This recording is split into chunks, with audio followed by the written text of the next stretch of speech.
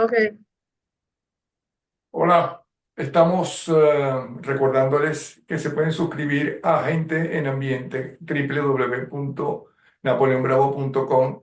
Son $21 al año y tienen todos los programas de Gente en Ambiente y actualizados. Tienen las principales entrevistas que hemos hecho, entre ellas las de Botero, las de Pérez Jiménez, etcétera. Y tienen los tal día como hoy para que disfruten 300 horas de música y programas. Bueno, hoy le he pedido a un analista internacional que cada vez que se presenta en el programa la gente la aplaude y hablan de su admiración como es Beatriz Rangel, para una cosa que preocupa a mucha gente, cada vez a mayor cantidad de gente. Aunque yo no creo que estemos peor que, por ejemplo, con la Segunda Guerra Mundial, por ejemplo. Y dicen los conocedores que ahora tenemos mucho menos pobreza que hace 40 o 50 años. Estamos sintiendo que la civilización occidental y la cultura judeocristiana tiene demasiados enemigos y sumamente poderosos.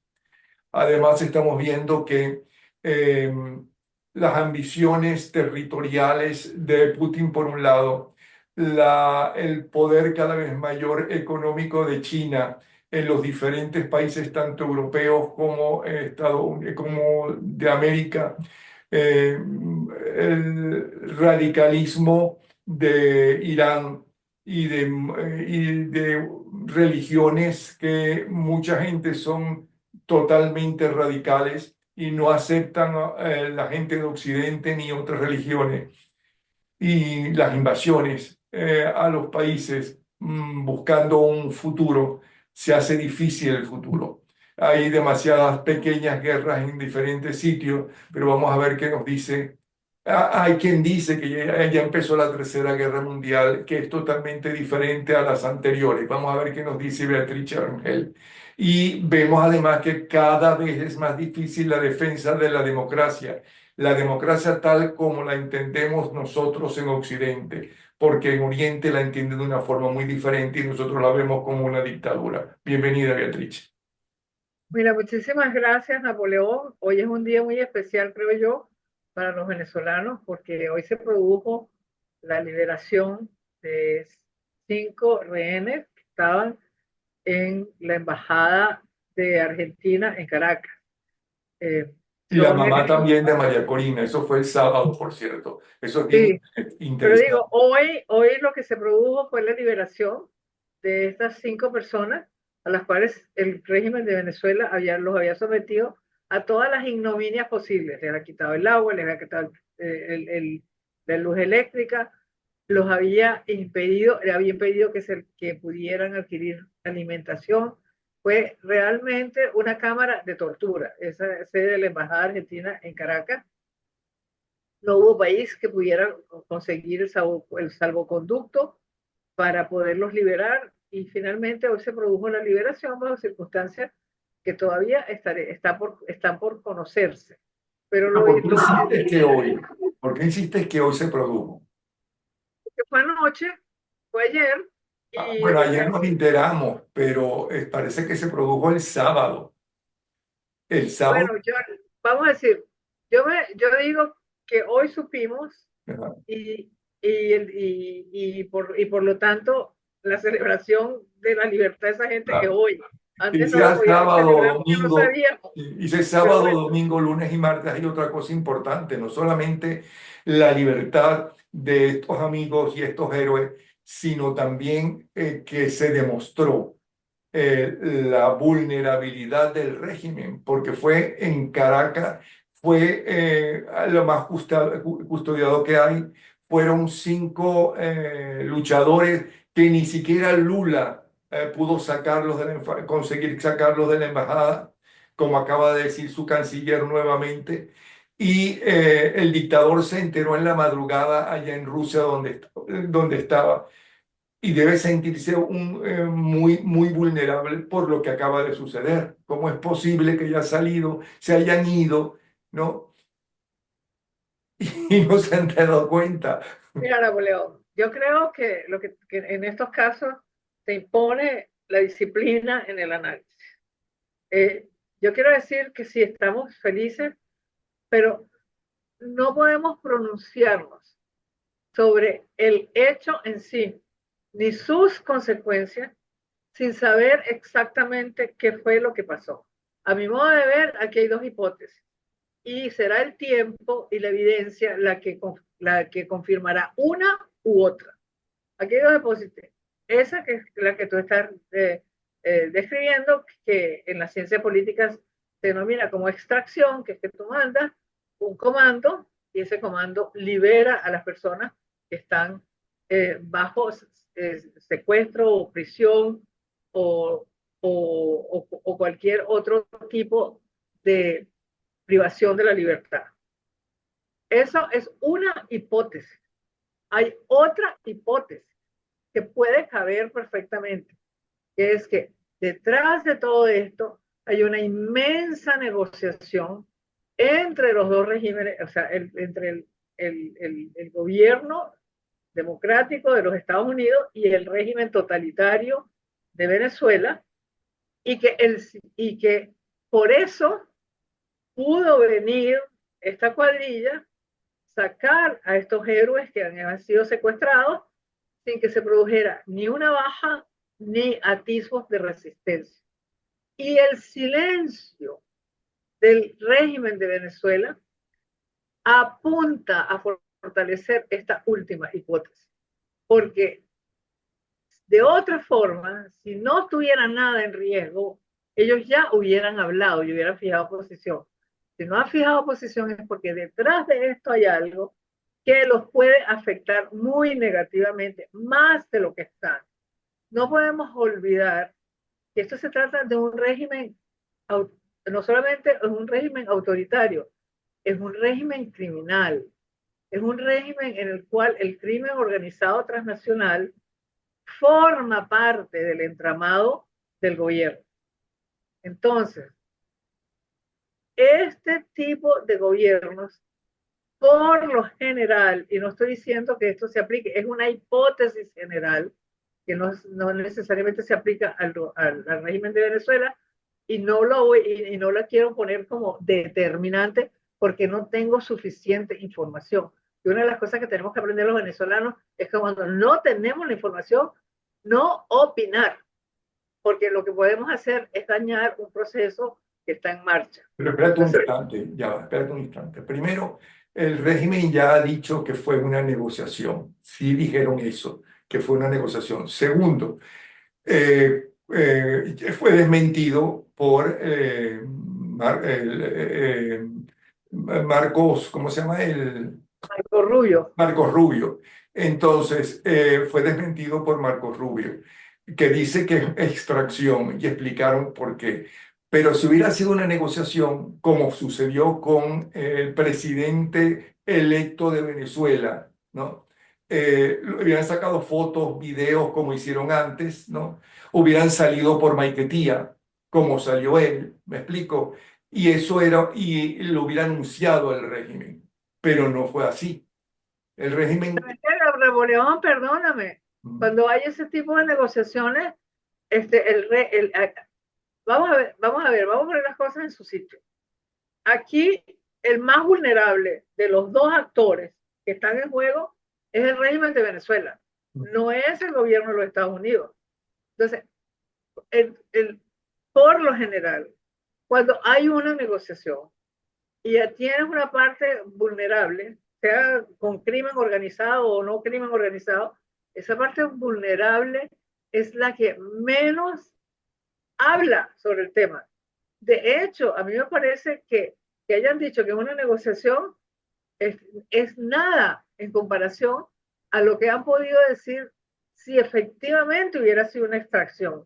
Porque si efectivamente hubiera sido una extracción, ya estuvieran diciendo que es violación de la Carta de las Naciones Unidas, que es violación de una cantidad de convenios que existen entre los Estados Unidos y Venezuela. Nada de, hecho, de eso han dicho, y nada de eso han dicho, porque a mi modo de ver, ese régimen está vulnerable y ha entrado en negociación no porque quiere, sino porque tiene que negociar. Y cualquier cosa que diga mal calculada puede condenarlos al escenario que a mi modo de ver es el que ellos están tratando en este momento de evadir, que es el escenario de la implosión. Estamos, porque a ninguno, vamos a estar claros, a ninguno de los actores, de los dos actores, en este drama, le interesa una implosión en Venezuela.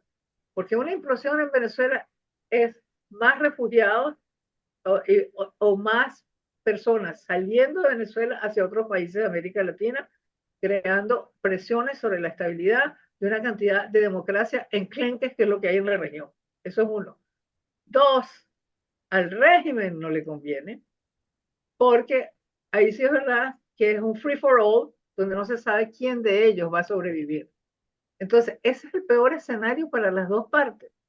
Ambas partes, si están negociando, deben, van a asumir una posición de absoluta, ¿cómo te digo? De una disciplina espartana. Y eso es lo que estamos viendo. El régimen de Venezuela dijo, aquí hubo una negociación y no dijo absolutamente más nada. Los otros dijeron, una extracción, los traeremos y los tenemos en territorio americano. Punto. Ajá. Si eso es cierto, ¿por qué no tenemos las fotos como las tuvimos, por ejemplo, cuando el señor Grenell fue a Venezuela y liberó a todos, a esos norteamericanos que injustamente estaban detenidos? Pero yo lo que quiero regresar es La que, foto de los presos en la embajada argentina ya están. Yo vi ya las fotos. Están en una especie de jardín, sentados, saludando. ajá, en un jardín sentados saludando, están en un avión, están embarcándose en un avión. Luego no están en un avión, están supuestamente en un jardín donde están descansando. Pero yo lo único que quiero decir es que analicemos bien las cosas, que ponderemos la situación, que veamos que hay dos hipótesis y que veamos los hechos que los van a corroborar. Porque si hubo una extracción, eso significa que el régimen está muy vulnerable. Entonces, ahora, si no fue extracción, sino fue negociación, eso significa que esa negociación lo que va a llevar es algún cambio en Venezuela, que no sabemos de qué naturaleza es, porque aquí no estamos negociando ninguno de nosotros. Y en esas mesas de negociación, por lo general, las cosas se mantienen con el secreto de un cónclave, porque si no, no funcionan. O sea, una negociación que esté tirada a la calle, donde opines tú, opine yo, opine todo el mundo, que ni siquiera está involucrado en el tema, no es una negociación, es un aquelarre. Yo creo que no han hablado, me perdona, más de lo que hicieron, de decir que fue una negociación el régimen. Es primero porque los agarró de sorpresa, y además porque el dictador está en Rusia, que también lo agarraron de sorpresa. No lo estoy Ah, sí. contando yo, Bueno, dime una cosa, ¿cómo el señor llegó a Rusia cuando hay montones de órdenes de arrestos contra el señor? pero no en Rusia. Bueno, pero tiene que cruzar el espacio aéreo de muchos países donde hay órdenes de arresto. Explícame. Sí. Pregúntale a Delcy Rodríguez cómo hizo en España. Ella no, perdóname, Delcy Rodríguez no tenía en ese momento ninguna orden de No arresto. podía aterrizar Tenía prohibición de ingreso, que es otra cosa. a Europa, ni siquiera, no solamente España, no podía pasar por ningún país europeo. Por eso tenía prohibición de ingreso al espacio europeo, es lo que Y yo lo estoy diciendo. logró. Y se reunió allí con la gente que se quería reunir. Y se formó el escándalo porque lo descubrieron en la prensa Ah, bueno, española. Y se tuvo que ir, ¿no? sí, pero tú no crees que en esa hilera de países, porque aquí fueron para España, y en España, en el régimen de España, tienen elementos, yo no sé si todos, yo no sé si es la política oficial del régimen español, pero ciertamente dentro del régimen español, el régimen de Venezuela tiene amigos. Y como todos sabemos, eso en Suecia no pasa. O sea, por muy amigo que sea un sueco tuyo, no va a violar la ley de Suecia.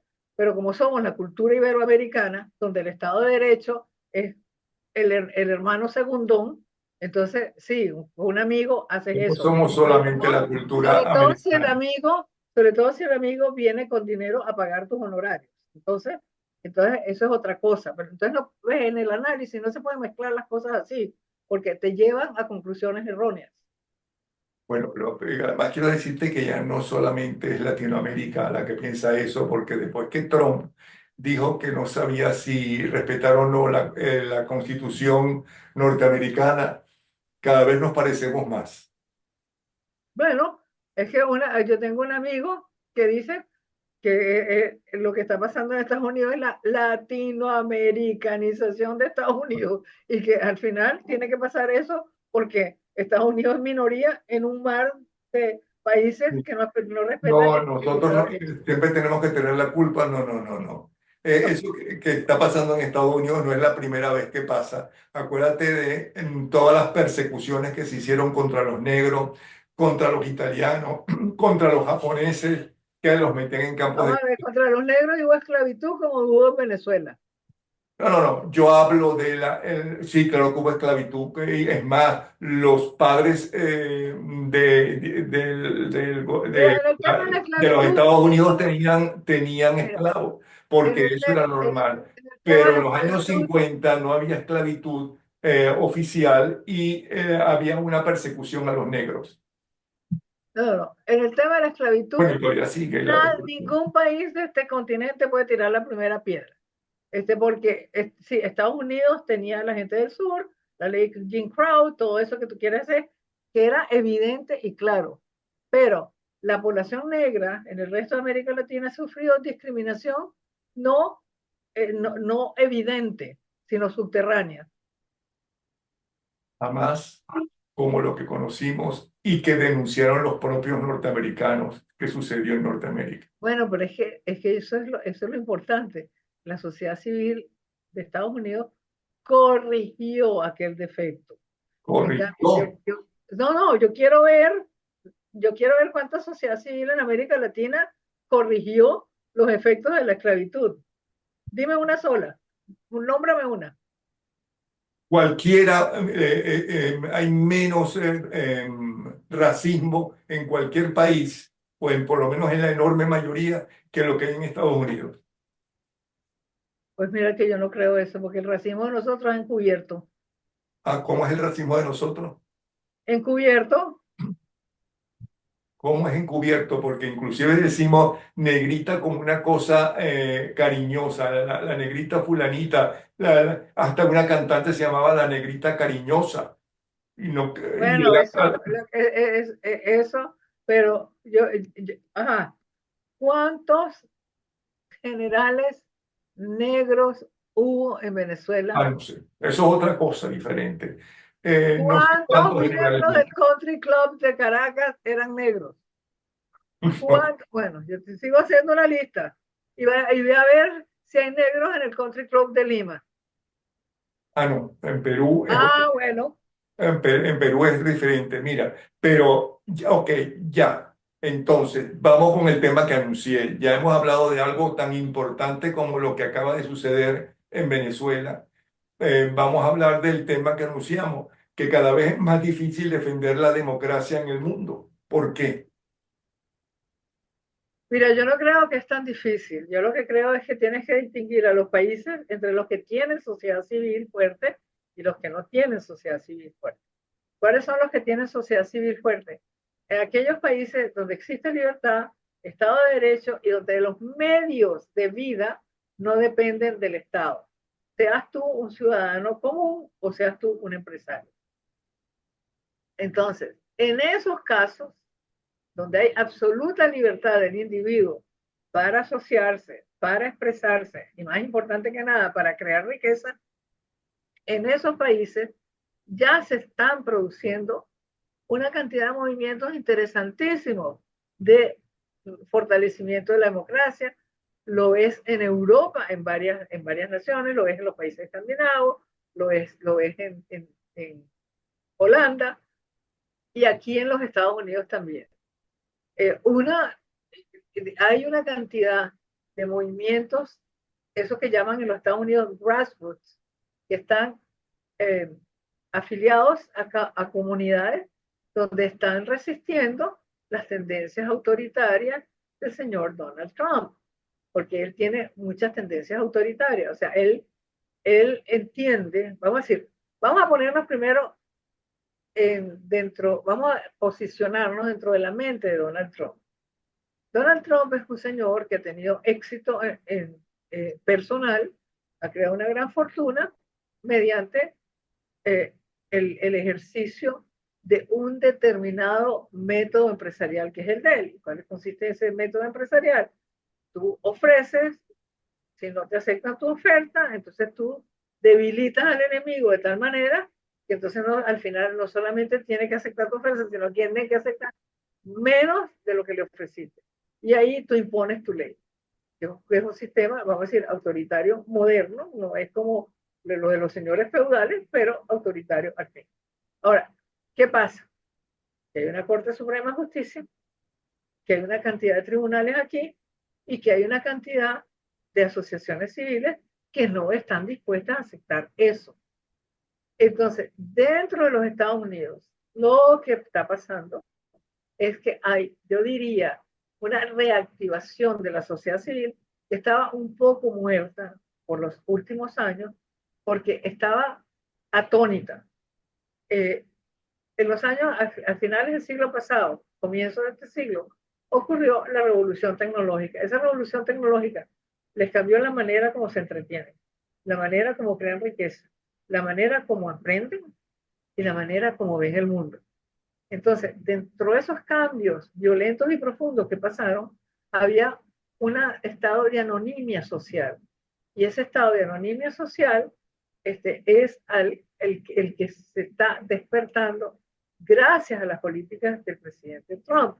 Porque el presidente Trump, cuando ha arremetido contra ciertos grupos, por ejemplo, ahora con la educación superior y su arremetida contra la Universidad de Harvard, ha provocado que los exalumnos de Harvard y los exalumnos de universidades que eran rivales tradicionales de Harvard como Yale estén agrupándose todos para defender a sus universidades. Y lo están haciendo de una manera muy eficiente. Los exalumnos de Harvard ya se reunieron porque hay mucha gente que es de Silicon Valley, a quienes la revolución tecnológica ha favorecido y ya están haciendo presupuestos. A ver, ajá, los fondos federales que les retiran, ¿cómo los podemos poner nosotros? Y eso le va a dar un nivel mayor de libertad a Harvard. Entonces, lo mismo está pasando en otros ámbitos. Por ejemplo, la administración Trump ha perdido consecutivamente todos los juicios, o los está perdiendo, porque no ha habido sentencia todavía, todos los juicios en los que abrieron contra las firmas de abogados que de alguna manera estuvieron comprometidas con la defensa del resultado de las elecciones del 2020 y que asesoraron también a la acusación contra él. Por ejemplo, los abogados que asesoraron a esta señora Stormy Daniels, que asesoraron a la otra gente que lo ha demandado a él. Entonces, todas esas instancias las ha perdido. Y eso lo que está es creando una nueva manera de relacionamiento entre ese sector de la sociedad y el Estado americano.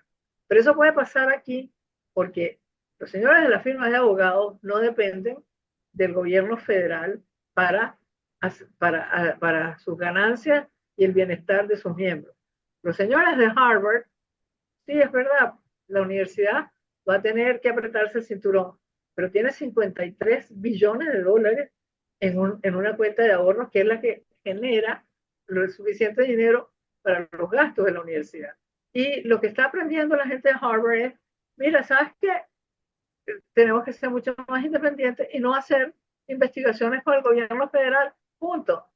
Y de ahí el que va a salir debilitado es el gobierno federal, porque de Harvard han salido la mayoría de los premios Nobel. Y esos trabajos de investigación no se están haciendo con una orientación woke, o sea, para incrementar la diversidad, la integración y la igualdad. Son trabajos de investigación sobre el Alzheimer, por ejemplo, que es algo que está afectando muchísimo a la población americana. Son trabajos sobre el cáncer. Esta semana nada más han salido los resultados de todo lo que es la inmunoterapia desarrollada en laboratorios de la universidad, que eso reduce profundamente los costos de radio y de quimio sin crearle el, el cuadro clínico de debilidad que crean esos dos tratamientos. Entonces, yo creo que todo eso, en el fondo, va a fortalecer todavía más a la sociedad civil americana. Eso uno. Lo mismo está pasando en Francia. Pero ya Lo que mismo, hablaste de Estados Unidos, todo lo que has dicho es porque, según tú misma dijiste, hay un presidente, ¿no?, que en reiteradas oportunidades ha violado, ¿no?, leyes o como lo quieras llamar, y es por eso que se están uniendo nuevamente. Exactamente, si eso es así, sería la primera vez en Estados Unidos que un presidente hace en menos de un año de estar en la presidencia todo lo que se le acusa. Pero no me refería yo, cuando te decía eso, solamente a Estados Unidos. Yo había hablado de la cultura judeocristiana occidental, enfrentada, debilitada, entre otras cosas, porque, como sucedió en Venezuela con las guerrillas, vamos a decir, es decir, una vez que fracasaron las guerrillas, utilizaron la misma libertad que había en Venezuela para crear un partido, para luchar por ese partido, para ir a las manifestaciones y hablar de su ideología hasta llegar al poder. Ya no lo hicieron por las armas, sino lo hicieron utilizando los métodos legales. Y al llegar al poder, acabaron con la democracia. Creo que eso es lo que está sucediendo poco a poco con Europa. Yo me refería a Europa más que a Estados Unidos. ¿Qué dices tú de eso? mira, yo no sé, pero a mí no me parece que en Venezuela la gente que llegó al poder y que destruyó a Venezuela tenga nada que ver con las guerrillas venezolanas. Esto es una gente completamente distinta. No, la izquierda, y sobre todo en la izquierda, pasó de la guerrilla que perdió con las nuevas generaciones y a través de lo que permite la democracia, llega al poder. Y al llegar al poder, legalmente llegaron al poder, porque ganaron por lo menos la primera elección Chávez, ¿ok? Empiezan a destruir la democracia y a apoderarse de todos los No, poderes. sí, eso es correcto. Pero yo quiero decir, la gente que estaba detrás de Chávez y su movimiento no, no era ni siquiera gente de izquierda. Eran gente que eran, vamos a decir, los despojos de todos los partidos políticos de Venezuela. El que habían arrinconado a los de Verde, el que habían Lo que arrinconado a los quieran. adeptos. Ajá, eran Bueno, todos lo pero que eso, sea, eso pero no lo que tiene nada. hicieron fue destruir la democracia. Bueno, ok, pero destruyeron la democracia, pero yo no estoy diciendo que la hayan construido. Yo lo que estoy diciendo es que para analizar correctamente, tú tienes que decir que tienes que examinar es la conducta de las élites. ¿Por qué? Porque en esa votación de Chávez, primero, para el pueblo venezolano estaba nunca, jamás estuvo tan claro la diferencia entre barbarie y civilización como en esas elecciones. Porque claramente tenían que elegir entre Enrique Salas Romer y Chávez. Y Chávez claramente representaba la barbarie y el otro representaba la civilización. Y el pueblo, vamos a decir, los ciudadanos venezolanos optaron por la barbarie. Y fueron las élites, porque déjame decirte, cuando uno analiza los números, que son los que no mienten, Chávez tuvo 42% de abstención. Y de ese 42% que se abstuvo, el 60% eran los estratos D y E, que son la gente del pueblo raso. ¿Quiénes votaron entonces por Chávez? A, B y C. ¿Quiénes son los A, B y C? Esas son las élites. Fueron las élites mal acostumbradas y poco, y con poca densidad histórica, las que optaron por la barbarie, porque entendieron que podían manejar mejor la barbarie que Lo que manejar la quieras, justicia. pero utilizaron los métodos democráticos para llevar al poder Claro, a Chávez y su gente no, que claro, yo no estoy empezaron negando a eso. destruir el país. Creo que eso es lo que está pasando en muchísimos países, de Europa como de América Latina. No, mira, en Europa lo que está pasando es lo siguiente. Vamos a ver, porque Europa es demasiado grande porque ahí tienes a España, pero también tienes a Alemania. Y entre España y Alemania hay un abismo en términos de desarrollo cultural, de tesitura de la sociedad civil, de eh, imperio del Estado de Derecho. Alemania, donde está creciendo eh, los partidos nazis. Estás hablando de Alemania. Pero estoy hablando de En Alemania, estoy diciendo, España, que está este hombre que obviamente es la izquierda, pero una izquierda mucho más radical que la izquierda de Felipe González, que era una izquierda centroizquierda. es que a mí lo que me parece es que tenemos que diferenciar, o sea, no le podemos poner la misma etiqueta de izquierda. Esta gente que está en el gobierno de España no son de izquierda. Esta gente lo que son unos traficantes de la política. Son Ah, unos tipos que hacen negocio con la política, bueno, igualito como los venezolanos, pero sin tener alianza con el crimen organizado transnacional. En Alemania lo que tú tienes es un, un horrible desencanto con todo lo que es la Unión Europea. ¿Por qué? Porque los alemanes han tenido que financiar todo eso y ven que esa siembra que ellos han hecho no está produciéndole los frutos que ellos esperaban, porque ahora, con la recesión, al pueblo alemán se le están reduciendo los beneficios sociales.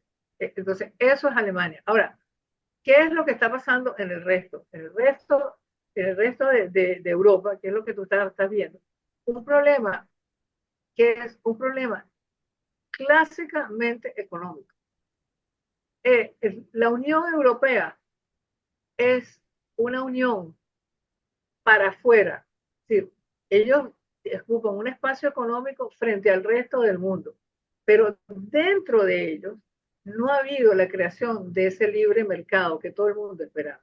Entre ellos tienen impuestos, tienen distintas variedades de impuestos al valor agregado, tienen una cantidad de regulaciones que hacen imposible, por ejemplo, una multinacional que haga tijeras y que diga, ay, qué maravilla, 27 países, aquí tengo un mercado espectacular, voy a vender mis tijeras aquí. No, no, no.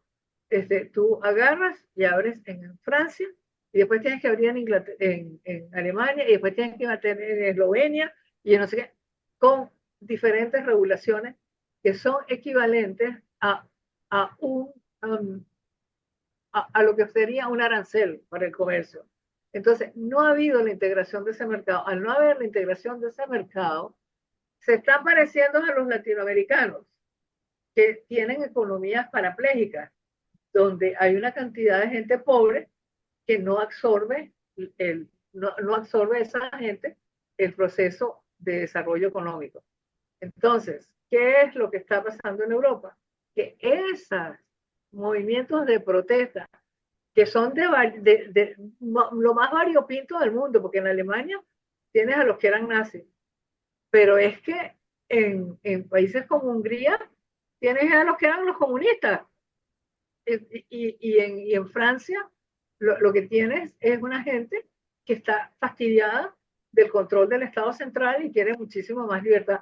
Entonces, sí hay una revolución de la sociedad civil que la van a resolver, y yo creo que la van a resolver de una manera muchísimo más rápida de lo que creíamos. Ya en Estrasburgo se está hablando de levantar todas esas regulaciones, todas esas regulaciones para que haya un mercado común integrado. Eso es lo primero. Si eso lo hacen, en ese espacio va a haber un crecimiento de las economías impresionante y con ello nos quedan un dos crecimiento. minutos y Ah, nos quedan 2 minutos y qué bueno que no está en peligro la democracia como yo siento.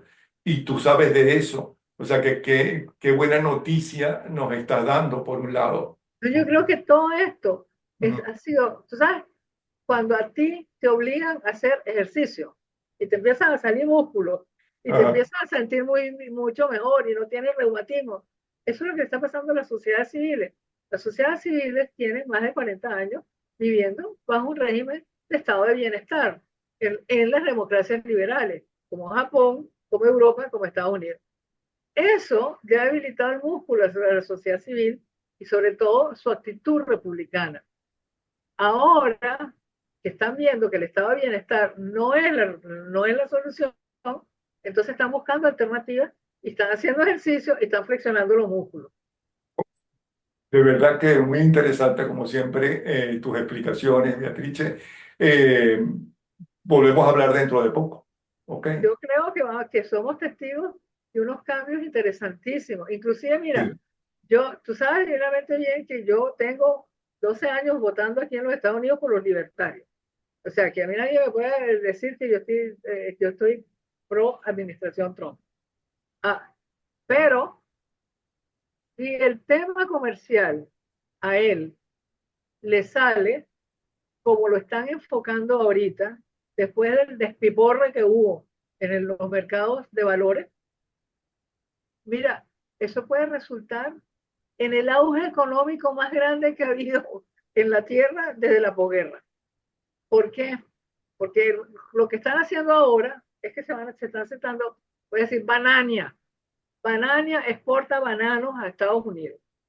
Y Estados Unidos le cobra 2.7 de arancel por esos bananos. Pero cuando Banania compra los carros americanos, le pone un arancel del 25% a los carros americanos. Entonces, ¿qué es lo que están haciendo ahorita? O por lo menos lo que yo entiendo que están haciendo. Se están sentando con Banania y le están diciendo, mira, ¿sabes qué? Para que tú sigas poniendo tus bananos aquí a 2.7% de arancel, me tienes que dar 2.7% de arancel a mis carros. Y si no, no hay juego. Entonces, si eso pasa, los habitantes de Banania van a poder adquirir carros americanos y van a estar más felices porque su dosis de bienestar va a incrementarse. Banania va a poder seguir colocando sus bananos aquí en los Estados Unidos. Y en el proceso, ambos países van a ganar. Si tú haces eso con todos los países del mundo, al final estás creando riqueza. Bien. Bueno, bien, bueno. Gracias por las buenas noticias. Se acabó el programa. Nos queda menos de un minuto. Nos seguimos. Necesitamos una segunda parte. ¿Te parece? Ay, sí, hagamos una segunda parte. 1 millón de gracias La por semana que pensar. viene. Ah, Y quiero ok. aprovechar para saludar a tu audiencia. Gracias por escucharme. Gracias por seguir a Napoleón, que es un verdadero líder de opinión en nuestro país. Gracias a ti. Hasta luego.